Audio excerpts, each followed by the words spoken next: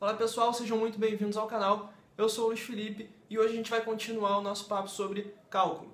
O que a gente vai ver no vídeo de hoje é basicamente quais são as condições que precisam ser satisfeitas para que o limite de uma função exista. Antes da gente passar a calcular limites como um louco, a gente precisa saber se esse limite existe. E como é que a gente faz isso? É o que a gente vai ver agora. Como nós já vimos, dizer que o limite de uma determinada função conhecida, f de x, quando x tende a um determinado valor a, é igual a um valor L, significa dizer que, conforme a minha variável x se aproxima do valor a minha função se aproxima de um valor L. Para ilustrar esse comportamento, eu vou colocar aqui embaixo o gráfico de uma função qualquer para a gente poder ver o que significa x se aproximar de a e o que significa a função se aproximar de L. Então aqui a gente tem um gráfico de uma função qualquer, f de x, cujo valor é dado pela variável y, que nós colocamos aqui no eixo vertical. Então eu vou selecionar um valor a, aqui vou arbitrar um valor a, do qual x vai ter que se aproximar. E vou ver o que acontece com o nosso valor da função, ou seja, o nosso valor de y, quando o x se aproximar desse a. Mas antes de fazer isso, eu vou primeiro determinar qual é o valor da minha função quando o meu x é igual a a. A gente vê aqui que o valor dessa função é, por exemplo, y igual a L. Eu vou selecionar aqui três valores de x. Um x1, que eu estou representando de vermelho. Um x2, que eu vou colocar aqui no meio do caminho. E um x3, que eu vou colocar aqui um pouco mais próximo de a.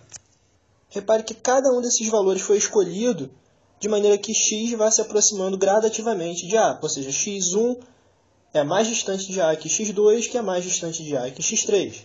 Agora nós vamos ver o que acontece com o valor da nossa função quando x assume cada um desses três valores.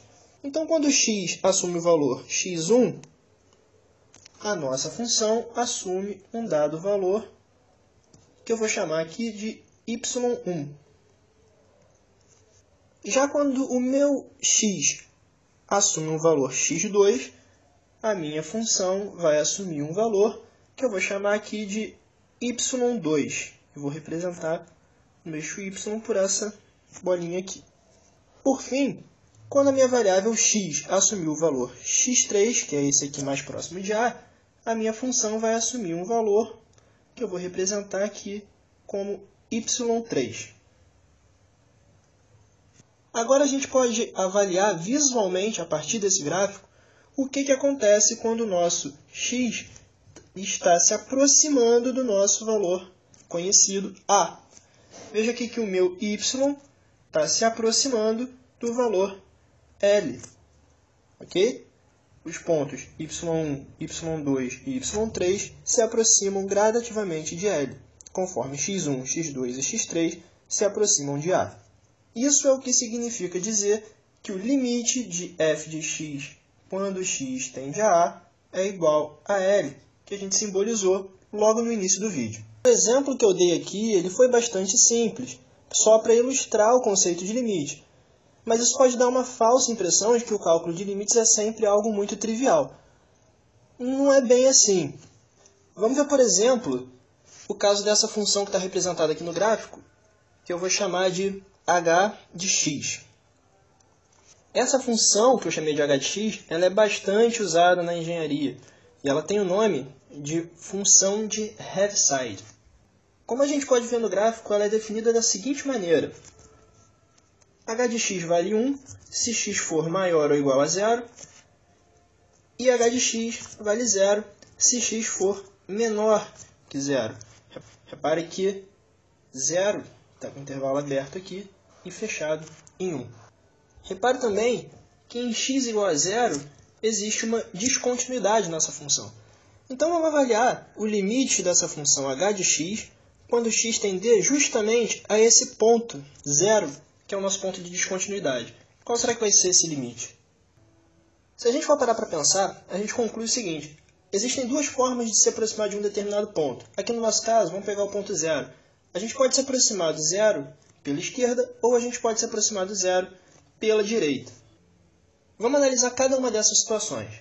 No caso dessa função, é relativamente simples de determinar para quando vai tender o valor da função quando x tender a zero pela esquerda. Nesse caso, olhando para o gráfico, a gente vê que o valor da nossa função tende a zero. Já no caso em que x tende a zero, mas pela direita, a gente vê que a nossa função tende a 1. Então, y tende a 1. Repara o seguinte, eu usei os símbolos menos e mais para representar que a gente está se aproximando de zero pela esquerda e pela direita, respectivamente. Essa é a notação usual, é a notação que a gente geralmente encontra nos livros de cálculo. E agora? A gente está se aproximando de zero. Por um lado, a função tende a zero. Pelo outro, a função tende a 1. Veja que aqui, nesse caso da função de Heaviside, não parece mais tão fácil dizer para onde vai tender a função quando x tende a zero. Então permanece a dúvida. Para onde tende a função de Heaviside quando x tende a zero? Para começar a responder essa pergunta, a gente precisa definir um conceito que a gente chama de limite lateral. Limite lateral. Bom, o limite lateral ele nada mais é do que o limite de uma função quando x se aproxima de um dado valor por um dos lados, esquerda ou direita.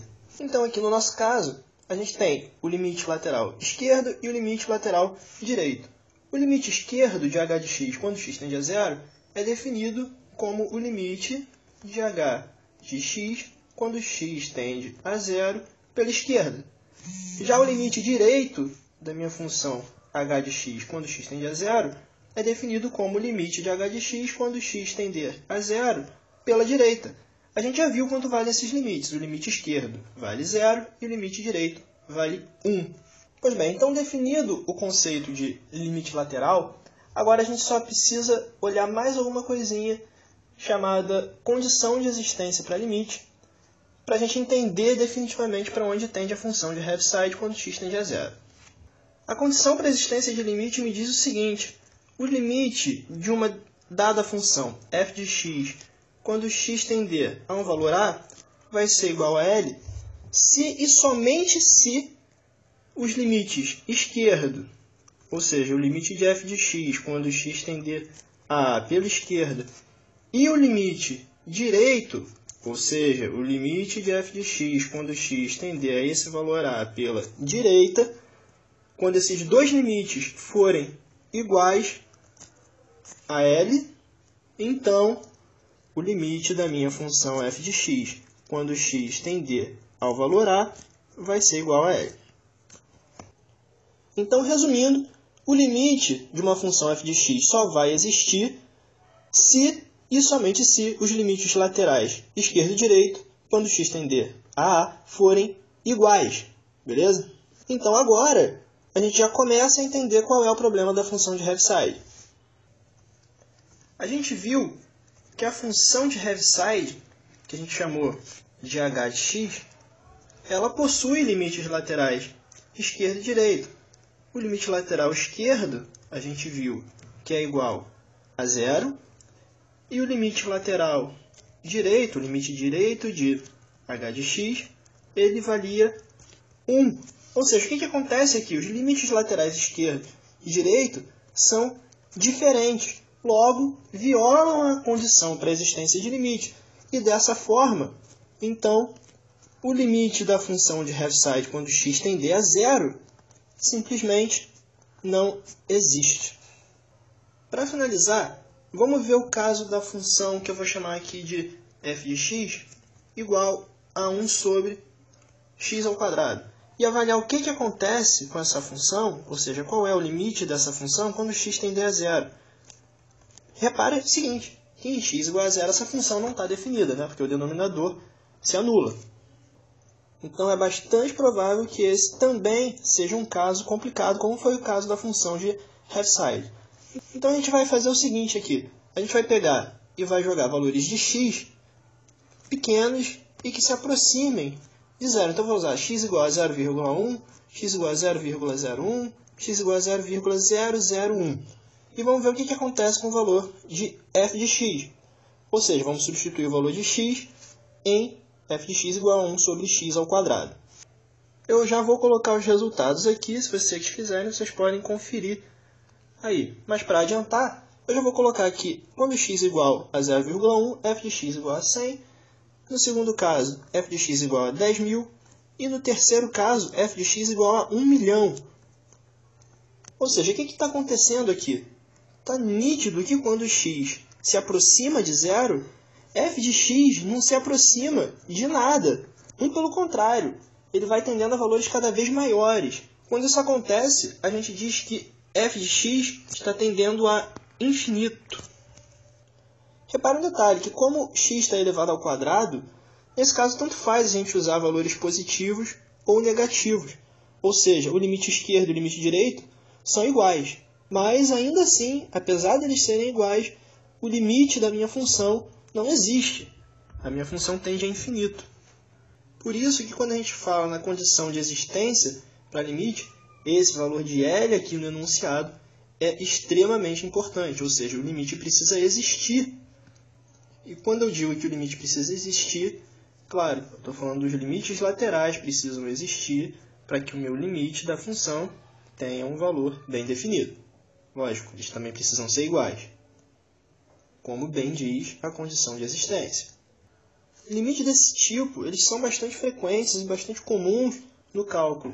E a gente costuma representá-los dessa forma. O limite de f de x, quando x tende a zero, é igual, nesse caso aqui, mais infinito. Né? Os valores são sempre positivos. E por que eu estou falando disso? Por que eu estou falando de limites infinitos? Porque a gente vai definir, usando limites infinitos, um conceito que é muito importante no cálculo. Lá na frente ele vai ser muito usado na parte de esboço de gráficos. Essa função 1 sobre x ao quadrado, se a gente fizer o gráfico dela, a gente vai ver algo desse tipo aqui. Ou seja, quando x está tendendo a zero, tanto faz se é pela direita ou se é pela esquerda, o valor da minha função vai tendendo a infinito. Certo? Repare que, como x nunca vai ser igual a zero, a gente vai se aproximando de x, mas ele nunca vai ser igual a zero, a minha curva nunca vai cruzar o eixo y.